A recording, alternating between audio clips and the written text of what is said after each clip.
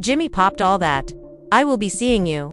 Jimmy discussing about we Gucci.bo. He is in the Gucci store. We Gucci boo. Black King was about to go up. Jimmy likes Marita Monet.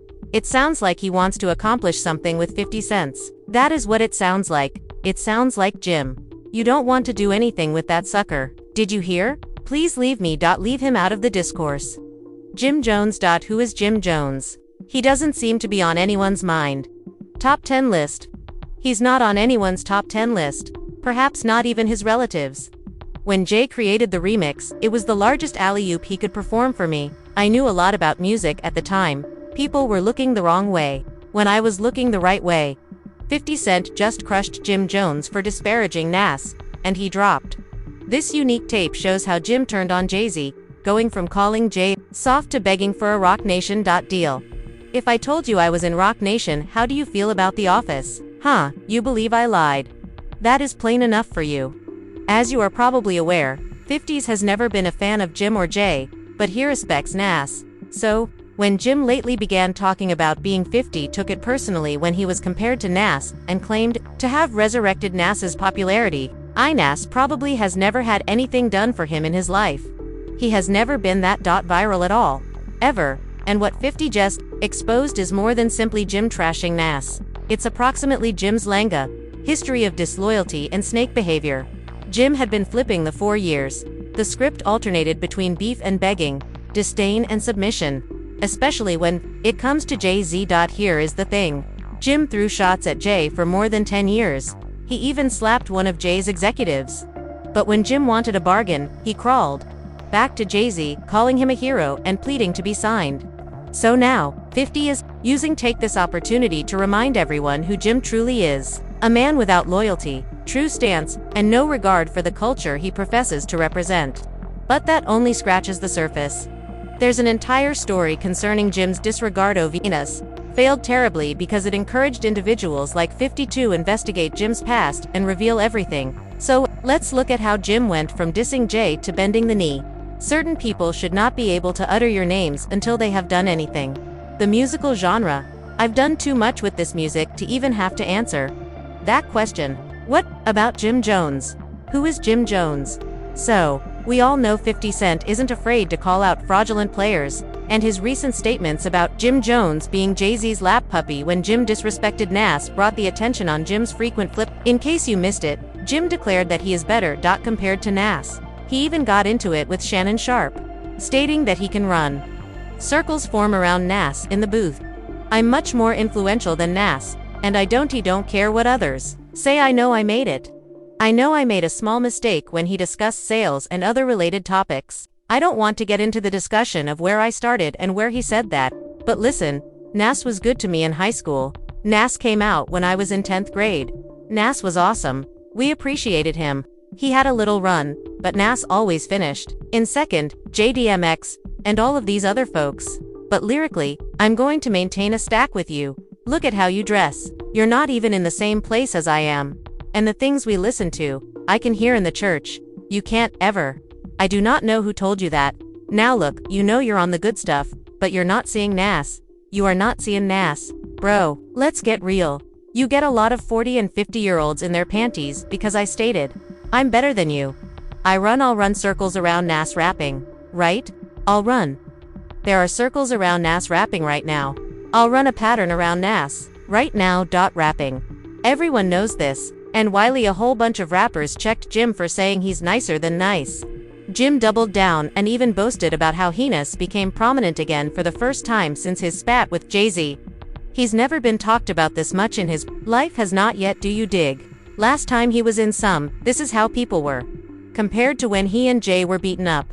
Did you hear? And since Jim mentioned Jay, you obviously know 50 Cent had to step in and remind Jim about his own. Jay and I have a history, and this is what 50 did. He shared an old video of Jim at Roc Nation headquarters, seeming enthusiastic and excited. In the caption, 50 seized the chance to flex on Jim, adding, "Someone asked me if I have more adversaries rather than friends. I thought about it and answered, yes, poor me.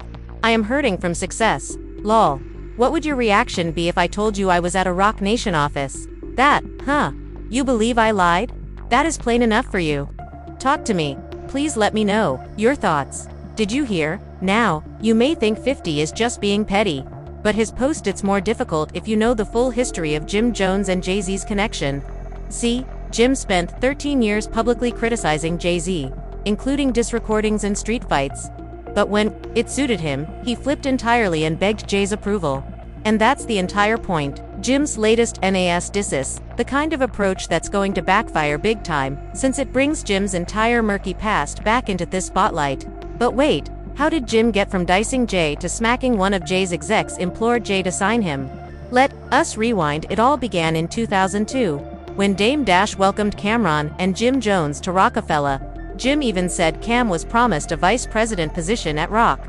However, Jay never made this public. Cam said to the source later that year, "I am not even sure if I'll take up the role as of yet. Me and Dame are still, I can have it. It is my but." See, Jay signed off on this, and he assured the source that it isn't taking effect yet. Believe the discussion is a little premature, as of right now, so the tension was present from the beginning. Then Jay recorded a remix of Cam Dot and Jules Santana's song, "Oh Boy," which featured a diss track against Nas. But Cam and Jim refusing to release the remix. Cam opted to remove Jay's verse, later declaring that he wasn't going to allow Jay use their song to set his beat. "I did a little something for you, studio." Then he had an older son. Mr. Old Boy is already at number 1. Yes, it's popping. Alright. I listened, and I was like, erase that underscore. And that moment established the tone. Jim and Cam believed, Jay didn't respect him. And this is when the sneak shots era began. Jim began calling out Jay more frequently, in interviews and radio appearances, portraying him as separated from the streets, corporate and soft. First, let's get straight to it. There appears to be some turmoil. You and The Rock. Jay-Z, you tried to diss. You did disparage him. IDISSED. Nobody. You disparaged him. I just said no. I disparaged Michael Jordan. Music. Oh man. We just have no drama. Man. No. We'll get to that. Shout out to Dave Dash, who founded Rockefeller Records. If you're not aware, he's accountable for Rockefeller's departure from the Harlem floor. You understand what I'm talking about. Jim wanted to be clear that Dipsetish movement was raw, flamboyant, and aggressive. While Jay was more buttoned, Jim leaned into this contrast, stating the streets had left Jay behind. You're already familiar with that middle. I'm on it, brother. Middleman. I'm on there. Jones started a fire in the streets. You know what it is, man. Purple Haze is coming out. Midget Cam's album is coming out. Dual Santana. He planned for September.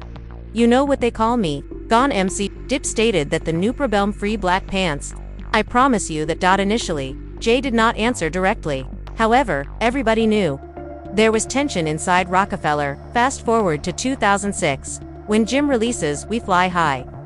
The song went viral, and Barlin became a cultural catchphrase. Yes, I'm clean with the bottom hopped down jeans in my rocket, but I spent approximately $8,000. Mommy's on stage. Jim finally scored a solo hit. That's when Jay-Z realized he needed to respond. He released Brooklyn High, a remix of Jim's original beat. However, it was not an homage, it was a disaster. It is over. Jay criticized Jim's style, bars, and libs. It was surgical, cold, and contemptuous. But Jim clapped back with the beef mix, switching the beat and going straight for Jay, labeling him old, out of touch, and weak.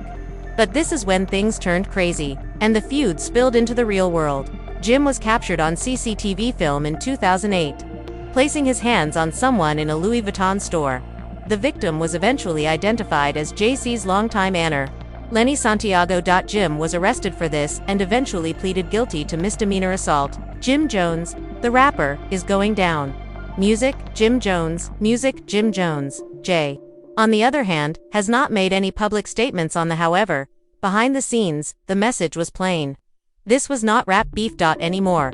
It was personal. A couple months later, Jay gave an interview to XXL regarding the state of rap music, and he fired rounds at streets, yet he still managed to prank Jim without getting his hands dirty.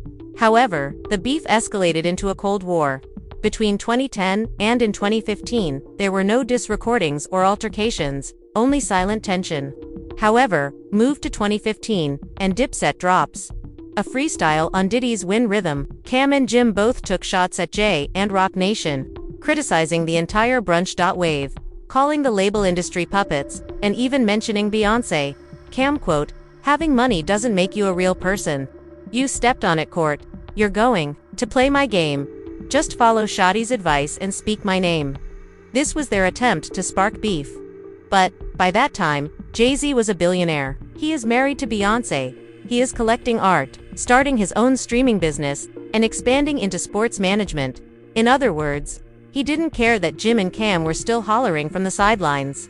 In fact, a recording of Jay just appeared in which he said exactly this, equating himself according to Michael Jordan. Jim is like the 8th person on the bench screaming at the MVP. What's up with Jim Jones? Man.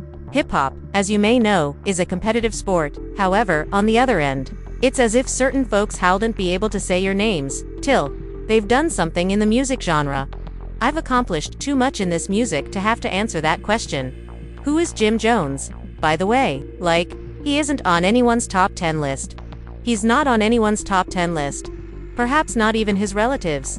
So, I was saying last, he's the 9th man on the bench. Screaming at Jordan like he's a bum, like you want to be the 9th player on the bench. I'm not even. I am worried about you. And this is where Jim understood he was simply embarrassing. Attempting to bash Jay, and what he did next is precisely what 50 Cent is. Now they're making fun of him. Jim made a 180 and began begging Jay to sign him. Jim ultimately joined with Roc Nation in February 2017, and after 13 years of feuding, he officially joined Jay's team. Fat Joe, Jay's longtime rival turned collaborator, signed with Rockefeller, and now, it appears that another former opponent will rely on Hose Crew to direct his career. According to Dip, Jim Jones is paper delium heading over to Roc Nation, captured a photo of bottles of Ace of Spurs next to a Roc Nation letterhead on Instagram and directed people to caption this, and he did not just sign quietly, either. He began bragging on being welcomed to Jay's Roc National brunch. He used the same one. Diss. He began to praise Jay in public, and he was just doing his best to show he is faithful to Jay. Music. The man who used to mock Jay for being soft accused him of betrayal. Streets and whacked his friend, now discussing how Jay was always his role model. But again, Jay stayed quiet. There was no public post. Congratulations, Jim, for signing with Roc Nation. There is no welcome speech. There is only one shot of Jay and Jim after Jim signed with Roc Nation. Even in this photo, Jay, it appears that he would rather be anywhere else. Jim was finally able to seat at the table. Jay made it apparent that they were not on. There would never be an equal playing field. Jim was simply another name in the Roc Nation folder, which is kind of funny because over a decade, from 2002 to 2017, Jim rose to prominence in part because about not being Jay-Z. High position Dipset as the anti-Roc Nation is the street equivalent to Jay-Z's corporate image. But in the end, money won. And the image Jim spent more. Tana. Decade-long building collapsed at the moment. He needed a bargain. Jay-Z didn't have to diss him. He did not need to answer. He just waited, and Jim eventually bent. Jay took the meeting and signed the contract, and kept it going. And that's precisely 50 Cent's point. Jim, after years of dissing Jay, he was the one pleading for a seat at the table today. Most people would have probably forgot about this if Jimmy did not make the error of insulting NASA's legacy. But when Jim did it, invited people like 52 delve deep. Jim has a lengthy history of flip-flopping and deceptive loyalty, and though the receipts are excessively heavy, as of now, the question is, how far will this fallout go? Will Jim's career survive the damage done?